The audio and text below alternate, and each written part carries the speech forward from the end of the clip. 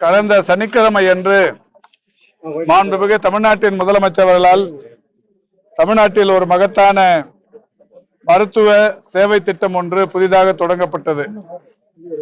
நலம் காக்கும் ஸ்டாலின் என்கின்ற பெயரோடு தொடங்கப்பட்ட அந்த திட்டத்தை பொறுத்தவரை தமிழ்நாட்டு மக்களிடையே மிகப்பெரிய அளவிலான வரவேற்பு பெருகிக் கொண்டிருக்கிறது. கடந்த வாரம் மாண்புமிகு முதல்வர் அவர்கள் சென்னை மயிலாப்பூரில் செயின்ட் பீட்ஸ் பள்ளியில் இந்த திட்டத்தை தொடங்கி வைத்தார்கள்.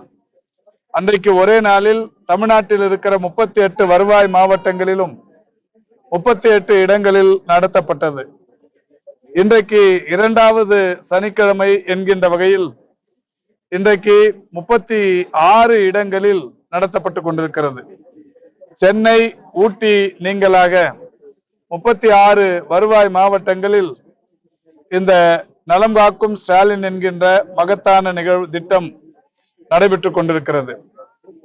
ஒவ்வொருவருக்கும் முழு உடற் பரிசோதனைகள் என்கின்ற வகையில் அவரவர்கள் இருக்கிற இடங்களுக்கே தேடி சென்று முழு உடற் பரிசோதனைகள் செய்யும் மகத்தான திட்டமாக இது இன்றைக்கு தொடங்கப்பட்டிருக்கிறது.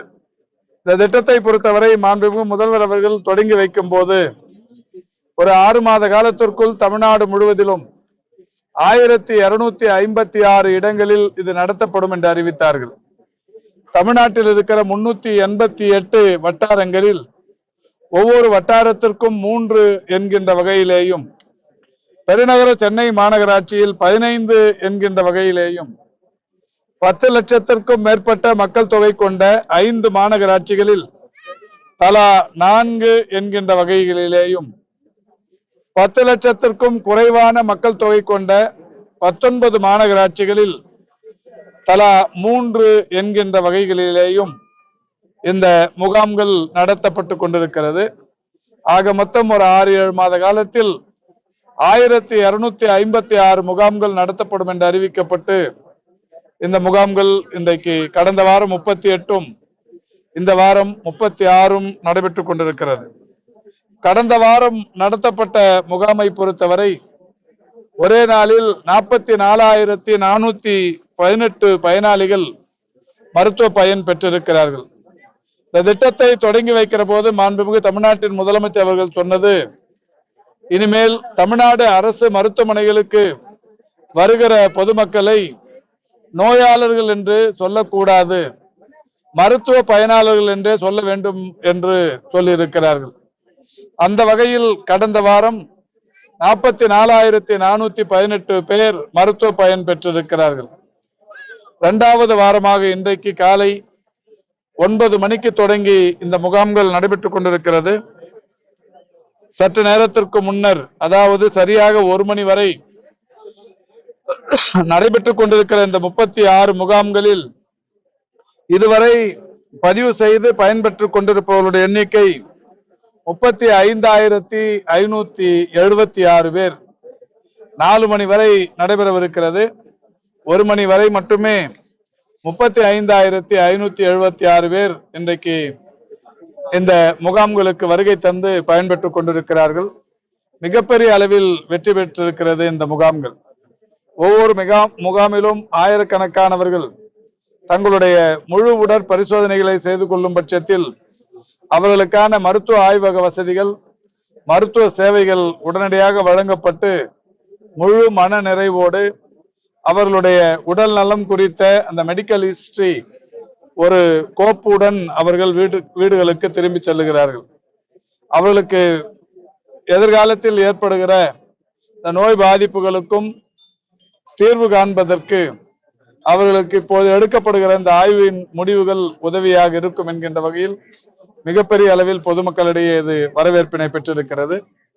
இந்த வகையில் இந்த முகாமை பொறுத்தவரை இந்த கூடுவாஞ்சேரி வட்டாரத்தில், ஊரப்பாக்கம் காட்டாங்குளத்தூர் வட்டாரத்தில் ஊரப்பாக்கம் பகுதியில் ஐயஞ்சேரி என்கின்ற இந்த பகுதியில் தற்பொழுது இந்த முகாம் நடைபெற்றுக் கொண்டிருக்கிறது. இந்த முகாமை பொறுத்தவரை நானும் நம்முடைய நாடாளுமன்ற உறுப்பினர் திரு செல்வம் அவர்களும், மரியாதைக்குரிய சட்டமன்ற உறுப்பினர் வரலட்சுமி மதுசூதனன் அவர்களும், அன்றைக்கினிய திரு கார்த்திக் போன்றவர்களும் வருகை தந்து மருத்துவ பயன் பெற்று கொண்டிருப்பவர்களை ஆய்வு செய்தோம். காலையிலிருந்து நம்முடைய மரியாதைக்குரிய NHM MD அவர்கள், காலை நம்முடைய மாண்புமிகு முதல்வர் அவர்கள் இதே மாவட்டத்தில் ஒரு மிகப்பெரிய அளவிலான மருத்துவ கட்டமைப்புகளை தொடங்கி வைத்திருக்கிறார்கள். குறிப்பாக தாம்பரத்தில் 115 கோடி மதிப்பிலான மாவட்ட அரசு தலைமை மருத்துவமனை இன்றைக்கு தொடங்கி வைத்திருக்கிறார்கள். பல்லாவரத்தில் இருக்கிற ஒரு ஏற்கனவே இருந்த வட்டார அரசு மருத்துவமனை வளாகத்தில் சற்றொப்ப ஒரு 7.25 கோடி ரூபாய் செலவில் ஒரு பல் மருத்துவமனை திறந்து வைக்கப்பட்டிருக்கிறது. செங்கல்பட்டின் பல்வேறு பகுதிகளில் ஒரு 3 இடங்களில் கட்டப்பட்டிருக்கிற துணை சுகாதார நிலையங்களையும் மாண்புமிகு முதல்வர் அவர்கள் திறந்து வைத்திருக்கிறார்கள். இன்றைக்கு செங்கல்பட்டு மாவட்டத்தின் மருத்துவத்துறை வரலாற்றில் ஒரு மறக்க முடியாத நாள். ஒரு மாவட்ட அரசு தலைமை மருத்துவமனை மிக பிரதானமான தேசிய நெடுஞ்சாலையில் மிக பிரம்மாண்டமாக அமைந்திருப்பது என்பது வரலாற்று சிறப்பு. அதை இன்றைக்கு நம்முடைய முதல்வர் அவர்கள் திறந்து வைத்திருக்கிறார். செங்கல்பட்டுல அதிதீவிர சிகிச்சை பிரிவு கட்டி முடித்திருக்கு, இன்னும் திறக்கப்படலை அப்படின்னு சொல்லி குற்றச்சாட்டு. இல்ல, இன்னும் வேலை முடியல. அதுக்கான மருத்துவ உபகரணங்கள் கட்டி முடிச்சாச்சுன்னா கூட இது கட்டி முடிச்சாச்சு. கட்டி முடிச்ச உடனே உபகரணங்கள் போட்டு திறந்திருக்கிறோம். அது மாதிரி அந்த கட்டிடத்தையும் மிக விரைவில் அதற்கான உபகரணங்கள் எல்லாம் பொருத்தப்பட்டு விரைவில் திறந்து. டாக்டருங்க செவிலியர்கள் சுழற்சி முறையில தான் வேலை பார்க்கறாங்க. இல்ல அந்த மாதிரி இல்ல அது மாதிரி எந்த மருத்துவமனையில தொடர்ச்சியா கூறப்படுகிற ஒரு பொய்யான குற்றச்சாட்டு. இப்ப கூட இந்த மருத்துவமனையில 30 மருத்துவர்கள் இருக்கிறார்கள், 60 செவிலியர்கள் இருக்கிறார்கள், 50க்கும் மேற்பட்ட தூய்மை பணியாளர்கள் மற்றும் காவலர்கள் இருக்கிறார்கள். 50 பேருக்கு மேல டெபுடேஷன் போட்டு அங்க வேலை வாங்கி நிற்கிறோம். அதனால இது ஒரு தவறான தகவலை வேண்டுமென்று இது திட்டமிட்டு பத்திரிகையாளர்கள், ஒரு சில பத்திரிகையாளர்கள் குறிப்பாக தமிழ்நாட்டில் தொடர்ச்சியா இது கிளப்பி வருகிற ஒரு கற்பனை வாதம்.